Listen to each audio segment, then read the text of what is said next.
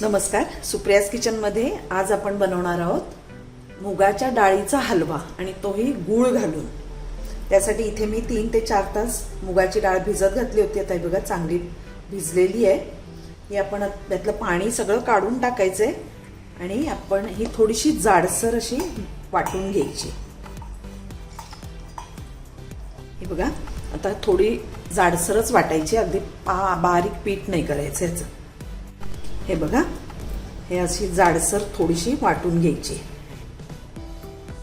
आता 1 वाटी डाळीसाठी आपण 1 वाटी गूळ घेणार आहोत। याच वाटीने डाळ घेतली होती तेवढाच गूळ घ्यायचा आहे आणि त्यात 1 वाटी पाणी घालायचंय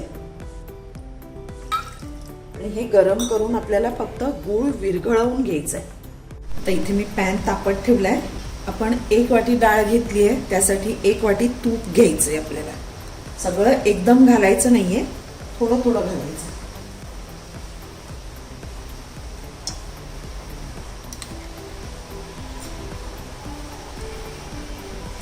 आता यामध्ये आपण जी वाटलेली डाळ आहे ती काढूया आणि आता ही ढवळायची व्यवस्थित, चांगली खरपूस भाजून होईपर्यंत आपल्याला चांगले परतत राहायचे। गॅस अगदी बारीक ठेवायचा आहे आणि छान असं चांगलं परतून परतून खरपूस असं भाजून घ्यायचंय। हे बघा आता त्याने सगळं तूप सोक करून घेतलेलं आहे, पण जसजसं आपली ही डाळ छान भाजली जाईल तसतसं ते तूप सोडायला लागेल। सतत हलवत राहायचंय, नाहीतर खाली लागतं मग पटकन। बघा आता ह्यात आणि थोडं तूप घालूया।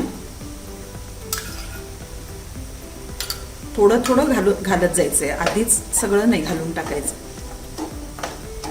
आता हे बघा आपली डाळ अगदी छान अशी खरपूस भाजून झालेली आहे। आता यामध्ये आपण जे गुळाचं पाणी केलंय ते घालायचंय। घालताना गाळूनच घालायचं, कारण त्यामध्ये जे जर कचरा इम्प्युरिटीज वगैरे असतील तर त्या गाळून निघतील।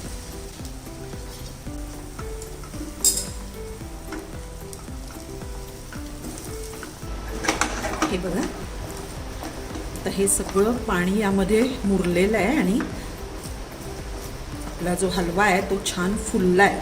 आता यामध्ये आपण घालायची आहे वेलची पावडर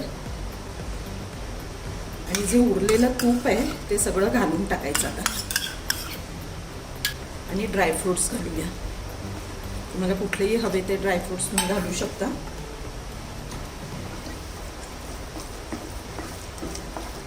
अतिशय छान असा खमंग सुगंध सुटलेला आहे आणि पटकन होणारा आहे हलवा। फार वेळ लागत नाही, फक्त डाळ भिजवायला जरा 1-3 तास तरी जावे लागतात। तुम्ही नक्की करून बघा। कुठल्याही समारंभासाठी वगैरे काय पार्टी किंवा आपल्याकडे पाहुणे येणार असतील तर गोड काय करायचं असेल तर हा चांगला ऑप्शन आहे।